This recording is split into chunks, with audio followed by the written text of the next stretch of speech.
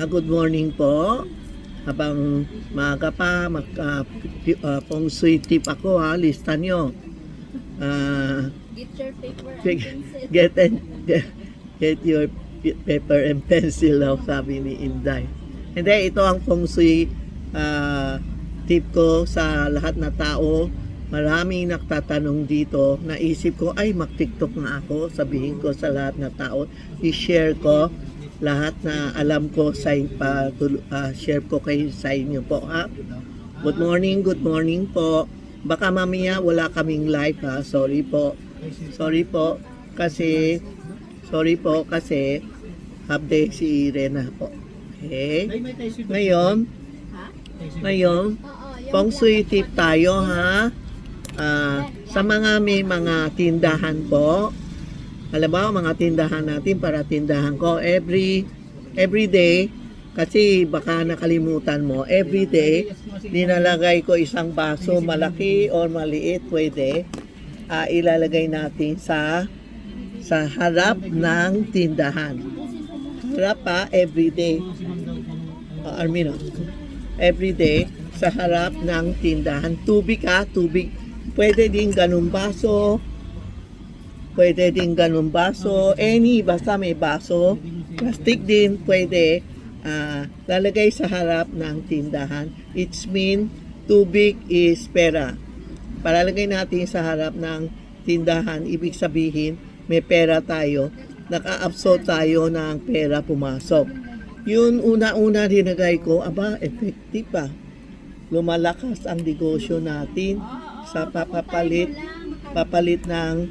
ng tubig everyday. Okay, kaya sabi ko, tinuro ko mga customer ko, lahat sila sabi, Tita Maxi, okay po. Kaya i-share ko sa inyo sa harap ng tindahan at sa harap ng bahay. Bakit sa bahay? Pwede yung paksara, may tubig. O sa harap, pag hindi manakaw, okay. O may waterfall kayo, o pwede basta may tubig. O sa loob,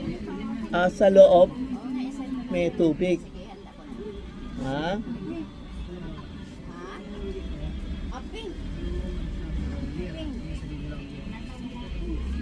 Tayo, tapos huwag kayo magagalit. May nagagalit, pumasok sila, lahat gusto niya sa akin. Hindi po, kasi ako lang mag-isa, hindi ko kaya. Kaya may mga angel ako nagtutulong sa akin. Sila mag-assist, tapos daan sa akin, ako maki-explain. Gusto ng tao, ako lahat, paano ako, haba-haba ang pila, tapos sa TikTok, nagagalit sila na hindi ko lang inaasikaso. Reminder lang, pag pumunta kayo dito, mga angel ko, magtutulong muna anong burden nyo, anong kailangan nyo. After that, sa akin, pag mali, sasabihin namin, papalitan. Pag okay, kasi mga angel ko, matagal-tagal na sa akin yan, lahat magaling. Walang palpak sa akin dito. Kaya huwag kayo magalit kung hindi ako attend asikaso sa inyo, nagagalit kayo. Paano, pila-pila, pag lahat sa akin. Kailangan may assist muna, huli.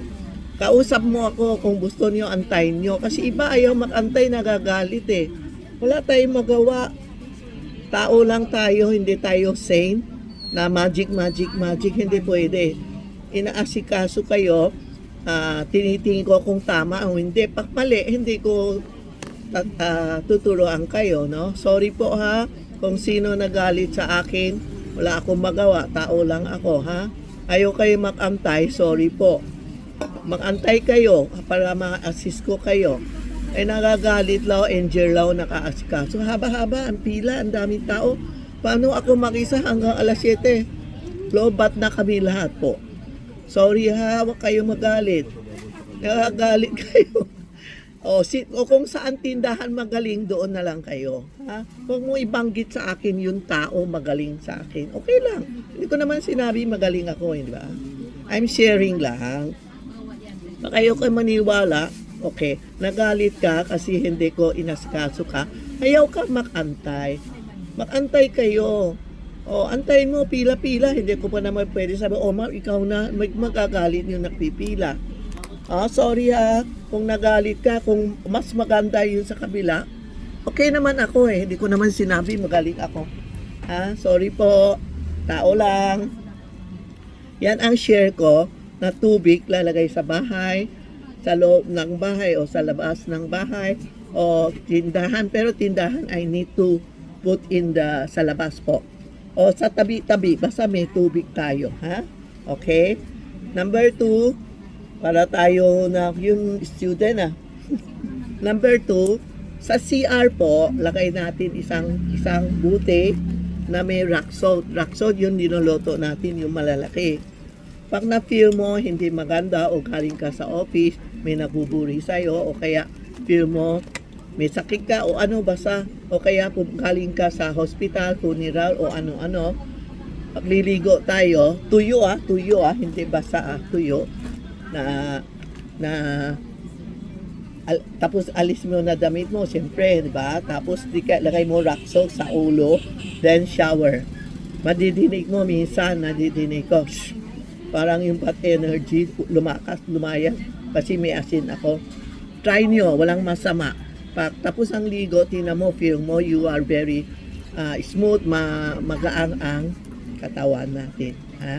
Okay po, yan ang ikatlong feng shui tip ko lalo na galing sa hospital, funeral o galing sa libing o galing saan ba feel mo o abroad ka, pag uwi mo, shower din po okay? Sa naka-abroad ako, nagdadala ako ng asin hindi pa pupunta po sa palengke, bibili ng asin kaya nagdala ako ng asin pak nako hotel, madumi o hindi na shower ko po, Tapos, number 4, yung Chinese New Year po is January 29. Sa 29, hindi nakaalay tayo, sa tindahan, nakalimutan ko, kagabi naalala ko. Kung may mga tindahan o bahay, nakaalay before 10 days, ng Chinese New Year, pwede kayo alay, parang yung ghost month, parang nakaalay tayo ng pagkain. Yung may mga pagkain, bigas, bulaklak, alak, ganon. Mag-alay tayo.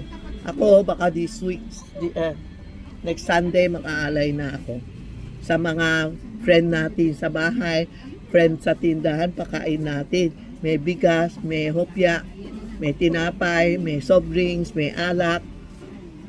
Parang yung ghost month, pakitingin lang sa episode ko, meron Chinese New Year, Inday, episode ko, I-check nyo Chinese New Year, anong ginagawa ko. Ayan po yung mga pig,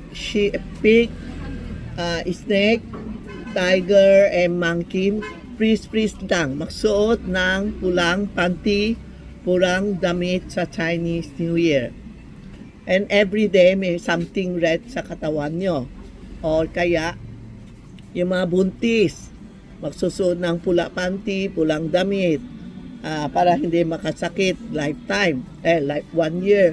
Mga bata, palaging pula, huwag kayong magpapasuot ng bata ng itim.